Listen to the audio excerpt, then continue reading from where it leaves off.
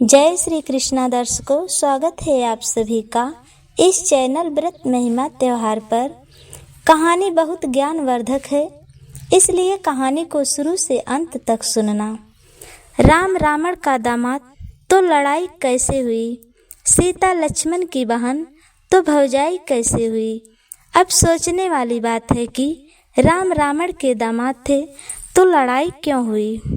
आखिर ससुर और दामाद में लड़ाई क्यों हुई। अब सीता लक्ष्मण की भौजाई तो बहन कैसे हुई। दोस्तों, एक पहेली कैसे बन गई। एक पहेली के कई तरह के अर्थ होते हैं। यह कहानी कुछ रामायण से है, जिसे अंत तक सुनने पर ही ज्ञान प्राप्त होगा। कैसे कैसे यह कहानी है। एक पहेली कैसे बनी, माता सीता का जन्म कैसे हुआ, भौजाई से बहन कैसे बनी। जो ज्ञान मैंने संत महात्माओं से सुना है, वही कहानी आपको बताने जा रही हूँ। अगर आपको पहेली का अर्थ समझना है तो वीडियो को अंत तक देखना, क्योंकि अधूरा ज्ञान किसी काम का नहीं होता है। चलिए जानते हैं। प्रिय दर्शकों, आज हम बताने जा रहे हैं कि राम रावण के दामाद कैसे हुए। सबसे पहले इसका रहस्य जानेंगे। बताया जाता है कि लंका में अकाल पड़ने के कारण रावण सभी साधु महात्माओं से कर लेना शुरू किया। महात्माओं के पास धन तो होता नहीं था।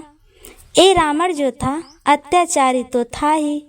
उसने कर के बदले साधु महात्माओं के रक्त निकलवाना शुरू किया। उसी समय जंगल में एक ऋषि रहते थे। वो माता लक्ष्मी जी की पूजा प्रतिदिन करते थे। एक घड़े में दूध प्रतिदिन चढ़ाते थे। रावण जंगल में विहार के लिए घूम रहा था। अचानक उसी कुटिया में पहुंच गया जहां वह ऋषि घड़े में दूध चढ़ाते थे। ऋषि उस समय कुटिया को छोड़कर कहीं गए हुए थे।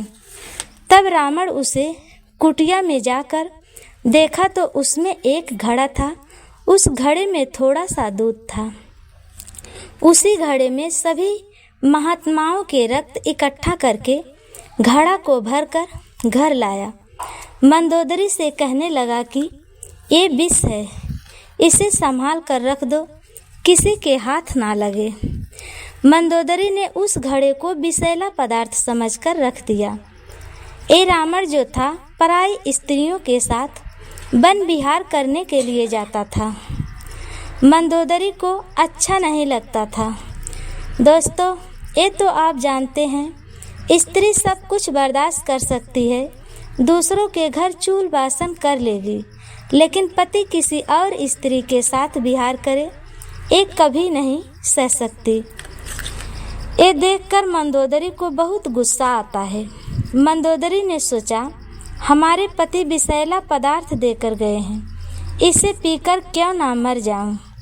यही सोचकर मंदोदरी घड़े से थोड़ा सा रक्त निकालकर पी लेती है, लेकिन मरी तो नहीं। मंदोदरी गर्भ धारण कर ली। उसे बाद में पता चला कि मैं गर्भवती हो गई, तो उसे बड़ा दुख हुआ। मुझसे ये क्या पाप हो गया, ये तो पति का अंश तो है नहीं। वह परेशान हो गई, पति को बता भी नहीं सकती।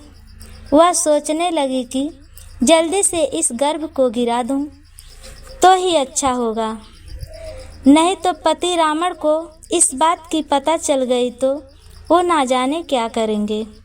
यह सोचकर एक दिन मंदोदरी ने रावण से कहा कि मैंने सोचा है कि तुम्हारे गर्जन से स्त्रियों के गर्भ गिर जाते हैं। रावण ने कहा, तुमने सही सुना है। तब मंदोदरी ने कहा, स्वामी, मैं भी सुनना चाहती हूँ कि जिस गर्जना से स्त्रियों के गर्भ गिर जाते हैं। तब रावण ने कहा, तुम ऐसा क्यों कह रही हो। तब मंदोदरी ने कहा, मेरी इच्छा है, आप मेरे पति हैं। जब कहीं जाते हैं तो अपनी गर्जना करते हैं, स्त्रियों के गर्भ गिर जाते हैं, तो आज स्वामी वही गर्जना हमें भी सुनाइए। रावण ने कहा, जब ऐसी बात है प्रिय, मैं अपनी गर्जना अवश्य सुनाऊंगा। दोस्तों, रावण इतनी तेजी से गरजता है कि मंदोदरी का गर्भ गिर जाता है। रावण गर्जना के बाद चला जाता है वन विहार के लिए। इधर मंदोदरी जो गर्भपात कराया था वह 3-4 महीने का शरीर रहा होगा। उसी गर्भ को मंदोदरी घड़े में भरकर रख दिया। एक दिन आकाशवाणी हुई, हे रावण, तुम्हारे घर में जो घड़ा रखा है, अगर ये घड़ा तुम्हारे यहाँ रहेगा तो तुम्हारे यहाँ बहुत भयंकर अकाल पड़ जाएगा। आकाशवाणी हुई तो रावण सुनकर घबरा गया। रावण नहीं जानता था कि रक्त और दूध की जगह गर्भपात भरा है। वो तो यही जानता था कि ऋषियों का रक्त है। फिर उस रावण ने सोचा कि ये घड़ा कहाँ ले जाकर रखा जाए। फिर उसके मन में आया कि राजा जनक धन और संपत्ति में बहुत समृद्ध हैं। उसने सोचा कि चलो राजा जनक के राज्य में गाड़ देते हैं। रावण घड़े को लेकर जाता है, राजा जनक के राज्य में गाड़ कर चला आता है। कुछ समय बीतने के बाद राजा जनक के राज्य में भयंकर अकाल और सूखा पड़ जाता है। चारों तरफ से प्रजा त्राहि त्राहि करने लगी। राजा जनक बहुत दुखी होते अपने कुल गुरु और ब्राह्मण से पूछा कि भगवान बताइए, हमारे राज्य में सब कुछ हरा भरा था लेकिन अचानक सूख गए, इसके बारे में बताइए, इसका क्या कारण है। दर्शकों, तब उन विद्वानों ने कहा कि तुम्हें एक यज्ञ करना पड़ेगा, भूमि यज्ञ। सोने के हल में से आप दोनों पति पत्नी को जोतना पड़ेगा। तब राजा जनक अपनी पत्नी के साथ हल चलाते हैं। जो हल के नीचे की नुकीली धार होती है उसे सीत कहते हैं। उसी सीत में घड़ा फंस गया। उसी सीत के अनुसार सीता का नाम सीता रख दिया गया। इस कहानी के अनुसार सीता रावण की पुत्री हुई और राम रावण के दामाद हुए। दोस्तों, सीता का जब स्वयंवर था तब रावण जनक के यहाँ गया था। रावण ने सीता का हस्तरेखा देखकर भयभीत हो गया कि रावण समझ गया था कि जो इसका पति होगा वही हमारा वध करेगा। सीता स्वयंवर से पहले रावण जान गया था, क्योंकि वह बहुत बड़ा विद्वान था। वह ये भी जानता था कि अयोध्या के दशरथ के पुत्र राम वही हमारा वध करेंगे। राम के साथ सीता का विवाह होगा, वह सब रावण जानता था। तो यह पहली लाइन का अर्थ हो जाता है। अब जानते हैं दूसरी लाइन का अर्थ कि सीता लक्ष्मण की बहन तो भौजाई कैसे हुई। वीडियो में बने रहिए दर्शकों। बात उस समय की है, परशुराम जब महादेव के यहाँ अस्त्र शस्त्र का ज्ञान प्राप्त करते थे। परशुराम भगवान विष्णु जी के अवतार थे। भगवान शिव जी से बार बार कहते थे कि आप गुरु दक्षिणा मांगिए, आप मांगना चाहते हैं मांगिए। गुरु दक्षिणा में भगवान शिव जी को इस बात को बार बार कहते थे और भगवान शिव जी को पता चल गई कि यह अहंकार में कह रहे हैं कि आप गुरु दक्षिणा मांगिए। तब भगवान शिव जी बोले, जब आप देना ही चाहते हैं तो ठीक है, मुझे शेषनाग की मणि चाहिए।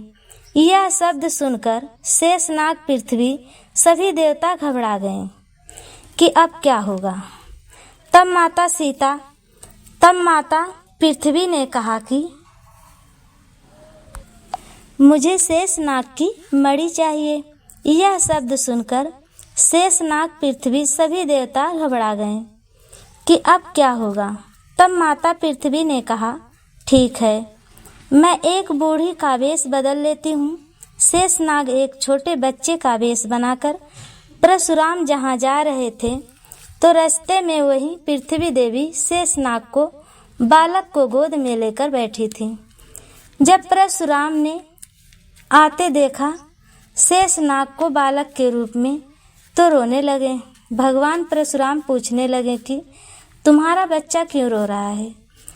तब बूढ़ी ने जवाब दिया कि क्या करें, हम गरीब हैं, कहीं रहने की जगह नहीं है। परशुराम को बुढ़िया पर तरस आ जाता है। तुम मेरी कुटिया में रहना, लेकिन मैं थोड़ा सा डरी हुई हूँ। मेरा बच्चा बहुत शरारती है। जब कोई गलती करेगा आपको क्रोध आ जाएगा। आप इस बच्चे को मार देंगे। तब परशुराम जी ने कहा, नहीं, मैं वचन देता हूँ, कोई भी गलती करेगा मैं इसे नहीं मारूंगा। इसके बाद पृथ्वी देवी शेषनाग को लेकर परशुराम के कुटिया पर आते हैं। उधर देवर्षि नारद ने परशुराम से कहा कि हे परशुराम, आप शेषनाग की मणि आसानी से नहीं प्राप्त कर सकते हैं। उन पर विजय पाना आपके लिए असंभव है। तब परशुराम ने कहा, वो कैसे? फिर कैसे संभव होगा? आप उपाय बताइए। नारद ने कहा, 10 दिशाओं के राजाओं पर विजय प्राप्त करके, उनके अस्त्र शस्त्र धनुष को प्राप्त करके, तब भी आपको शेषनाग की मणि प्राप्त होगी। इस तरह से नारद ने परशुराम से कहा। उसी दिन से परशुराम ने 10 दिशाओं के राजाओं से युद्ध करके धनुष बाण लाकर अपनी कुटिया में रख देते थे। जैसे रख के जाते वह बालक जो शेषनाग थे वह धनुष को तोड़ देते थे। तब परशुराम लौट कर आते अस्त्र शस्त्र को टूटा हुआ देखकर गुस्सा करते थे, लेकिन कुछ नहीं कहते थे क्योंकि वचनबद्ध थे, इसलिए बच्चे से कुछ नहीं कहते। इसलिए तो कहा है कि 10 दिशाओं को राजाओं को जीतने के लिए 21 बार क्षत्रियों को विहीन किया था परशुराम ने।